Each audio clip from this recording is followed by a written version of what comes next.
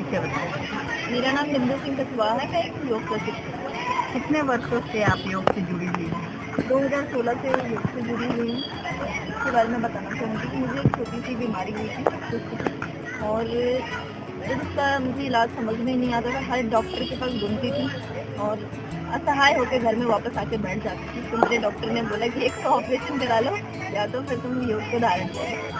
तो मुझे लगता है कि शादी से पहले ऑपरेशन कराना सही नहीं था और मैंने इसलिए योग को चुना और मैं यूनिवर्सिटी ज्वाइन ही करी और मैंने उसमें डिप्लोमा भी किया है योग साइंस में।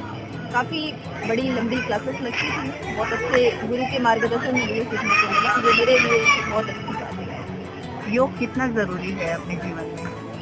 बिल्कुल, क्योंकि हम जब स्वस्थ नहीं है तो मुझे लगता है कि ये सारा चीज़ हम जो करते हैं दुनिया के पीछे भाग रहे हैं कि ये मेरा होगा, ये बच्चा, ये जब हम स्वस्थ नहीं होंगे, जब हम जिंदा ही नहीं रहेंगे तो मुझे नहीं लगता कि किसी चीज़ की हमें परवाह करनी चाहिए।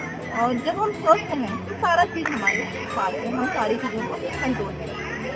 स्वास्थ्य सबसे ज़्यादा इम्पोर्टेंट है हमारी लाइफ में और उसके लिए योग बहुत इम्पोर्टेंट है। मन से क्या रिलेशन है योग का?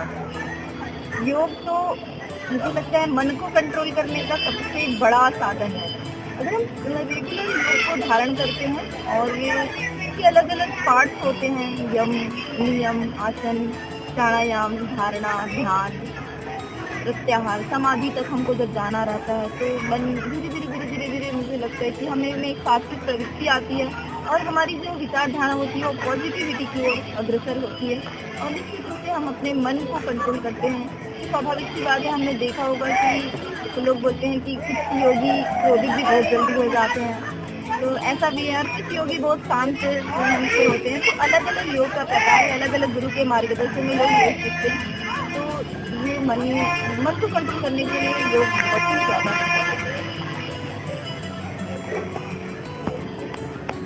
योग को लेकर विश्व भर में जो अभी योग दिवस बनाया गया है, कई साधु संत कम से कम 150 साल पुराने ये योग कर रहे हैं जब मेडिकल साइंस नहीं आई।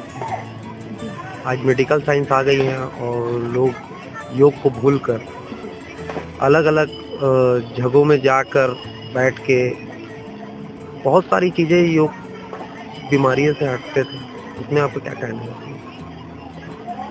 देखिए, हमारी जो बॉडी है ना उसको फ्लेक्सिबल हम रेगुलर योग से कर सकते हैं।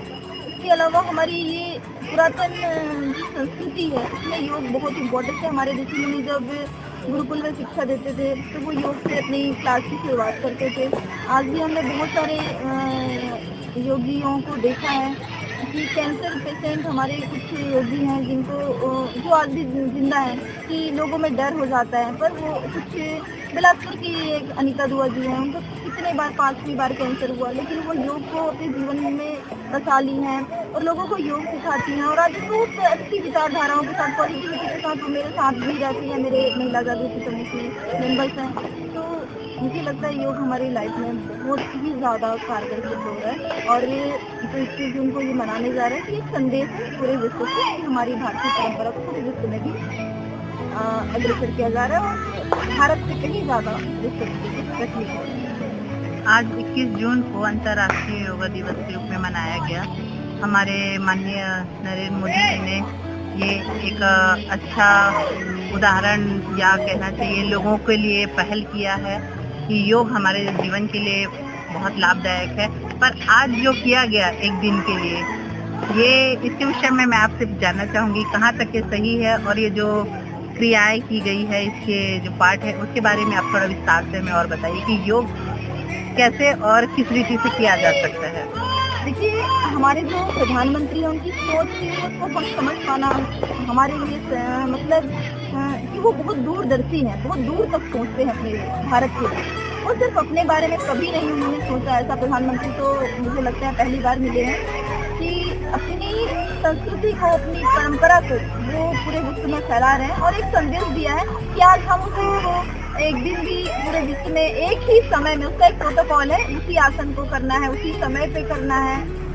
लेकिन कुछ चीज़ें हमने देखने को मिला कि हमारे लिए में जब हम योग करते हैं तो हमारे जो आसन होते हैं, हमारी जो जगह का चुनाव होता है वो बहुत हमको सिस्टमेटिक और सोच समझ के करना चाहिए। मैं एक योगी हूँ, मैं एक योग को मैंने दिया है तो मुझे पता है कि हमारा जो एक मैट होता है, हमारे गुरु ने हमको बताया था कि आज तुम जिस मैट को धारण कर रही हो ये तुम्हारे प्रॉपर पर्सनली होना चाहिए, इसको तुमको दूसरे को नहीं देना चाहिए। क्योंकि तुम जितने सात्विकता के साथ हम पूजा पाठ में अपना चटाई में बैठ के पूजा करते हैं उसी तरीके से हमारे लिए एक ईश्वर वहाँ पे व्याप्त होता है। तो हम अपनी एनर्जी दूसरे को नहीं दे सकते, यही चीजें हैं। और लेकिन आज हमने देखा कि बड़ा कुछ जगहों में अव्यवस्थित भी हुआ है योग में, तो ऐसा नहीं होना चाहिए, तो सोच समझ के ही अपनाना चाहिए कि कोई चीज पारंपरिक है इसका मतलब ये नहीं है कि आप किसी भी तरीके से योग को फॉलो करें। के मुख्य भाग है योग तो हमेशा रेगुलर होना चाहिए, खुले में होना चाहिए, सबसे पहली प्राथमिकता तो खुले में होनी चाहिए और वो वातावरण बड़ा सात्विक होना चाहिए। और इसके अलावा भी मैं कुछ बातें आपको बताना चाहूँगी। योग में अलग अलग क्रियाएं होती हैं, हम आसन और प्राणायाम करते तो हमने बहुतों को देखा है और अपने आप को योगी कहते भी देखा है। इसके अलावा क्रियाएं होती है, जैसे नैतिक क्रिया होती है। नैतिक क्रिया और त्राटक मेरा बहुत ही फेवरेट रहा है शुरू से ही। त्राटक में हम किसी भी एक बिंदु को फोकस करके ध्यान करते हैं और कई घंटे तक ध्यान करके मुझे लगता है कि आज तक मुझे चश्मा नहीं लगा है। मैं इतना काम करने के बाद भी, सिस्टम में भी काम करने के बाद मुझे चश्मा नहीं लगा है और मैं किसी डॉक्टर के पास नहीं गई हूँ। मेरे 2 बच्चे हुए और उनका जब ऑपरेशन हुआ तो सिर्फ उसी के लिए गई थी। और मैं आपको एक और बात बताना चाहूँगी, अपोलो हॉस्पिटल में 3 दिन में अगर कोई स्टार्ट करके बिग ऑपरेशन करके निकला है तो वो मैं हूँ। मैडम खुद ढूंढ रही थी मुझे कि मेरी पेशेंट कहाँ है। मैं वहाँ पे तैयार होकर रेडी अपना बैग पैक करके बैठी थी, मुझे जाना है घर, मुझे यहाँ नहीं रहना है हॉस्पिटल में। तो ये योग का कमाल है। ऐसे मैं बोलूँ तो ये कोई अतिशयोक्ति भी नहीं होगा।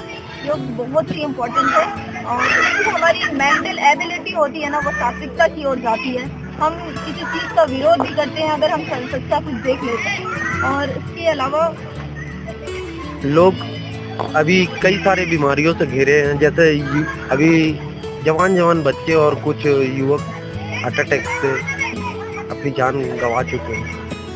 कई अग्रसर हो जा रहे हैं। अंग्रेजी दवाइयों को सेवन करके जो इतना एलर्जी हो रहा है आज के जनरेशन में, इसके लिए आप क्या कहेंगे? देखिए, जो अंग्रेजी दवाई खाते हैं वो पाउडर ही तो होता है और हमारे पेट में जमता है। लोग थोड़ा सा दर्द होता है तो पेन किलर ही खाते हैं और पेन किलर जो खाते हैं ना उससे आदी हो जाते हैं। जब उसको थोड़ा सा भी पेन होता है तो वो कंटिन्यू वही दवाई यहाँ लेते हैं, जो बहुत ही नुकसानदायक है। मुझे लगता है कि हम एलोपैथी को छोड़ के अगर हम आयुर्वेद को देखें तो हमने हमारे आसपास में हम किचन में ही देखें तो हल्दी है, आपका बहुत सारी चीजें हैं, अजवाइन है। मुझे पेट दर्द देता है तो मुझे दवाइयाँ नहीं दिखती, मुझे अजवाइन और नमक को हम तो देते हैं क्योंकि हमारे हमको सिखाया है जब पीरियड पे पेट दर्द हो तो आप अजवाइन और नमक को चबा लो, आपके पेट दर्द बहुत ही आसान। और वो 10 मिनट, मुझे लगता है वो दवाई खाने से पहले वो चीजें आराम देती है और वो लंबे समय तक आपके लिए बहुत ही सुटेबल, क्योंकि आपने दिमाग से बता लिया है जिससे मैं ठीक हो सकती हूँ तो आपको कोई नहीं रोक सकता। आपकी मेंटल एबिलिटी कैसी है, किस तरीके से आप धारणा रखते हो, आप जो सोचते हो, जो विचार करते हो वही आपके साथ होगा। इसलिए मुझे लगता है कि एलोपैथिक दवाई से हमको फायदा के अलावा फायदा तो होता है, वो थोड़ी देर के लिए होता है पर वो नुकसान हमको ज़्यादा टाइम के लिए कर सकता है। इसलिए मैं चाहूँगी कि लोगों को आयुर्वेद अपनाएं, बहुत सारी क्रियाएं हैं योग में वो अपनाएं और रेगुलर आसन और प्राणायाम के साथ साथ ध्यान भी करें, जो ज़्यादा इम्पोर्टेंट है। क्योंकि हमारी जो मेंटल मन को अगर कोई शांत कर सकता है तो वो ध्यान से बड़ा कोई बात नहीं। 3 सवाल रहेगा बिंदु जी आपसे। आप युवा वर्ग से उठ के आज इतने समय, लंबे समय तक ही योग से जुड़ी हुई हैं। आज की जो यंग पीढ़ी नशे की ओर जा रही है या कई ऐसे गलत कार्य की ओर जा रही है, योग से जुड़ा हुआ उनके लिए क्या आपके उनको कहना चाहेंगी आज की पीढ़ी को? योग चित्त वृत्ति निरोध, चित्त की वृत्ति का निरोध ही योग है। जब आप सात्विकता की ओर जुड़ते हैं, जैसे हम मंदिर जब जाते हैं ना तो हम मंदिर में हम नेगेटिविटी को लेके तो नहीं जाते, वहाँ पे हमारी नकारात्मकता ही नहीं होती है, हम पॉजिटिविटी की ओर सोचते हैं, वहाँ पे हम बिल्कुल भी गलत चीज सोच ही नहीं सकते। मुझे लगता है आज के युवाओं को योग से जुड़ना चाहिए। जब वो योग से जुड़ेंगे, योग में बहुत भांति भांति के अलग अलग तरीके, अलग अलग प्रकार से हैं योग, मतलब उनके अष्टांगों को जब वो समझ जाएंगे तो मुझे लगता है कि वो आज की जो युवा पीढ़ी वो नशा और ये जिस तरीके से वो इनके घेरे में आ रहे हैं वो नहीं करेंगे, क्योंकि अच्छी चीजें अच्छी चीजों को आकर्षित करती है और बुरी चीजें बुरी चीजों को आकर्षित करती है।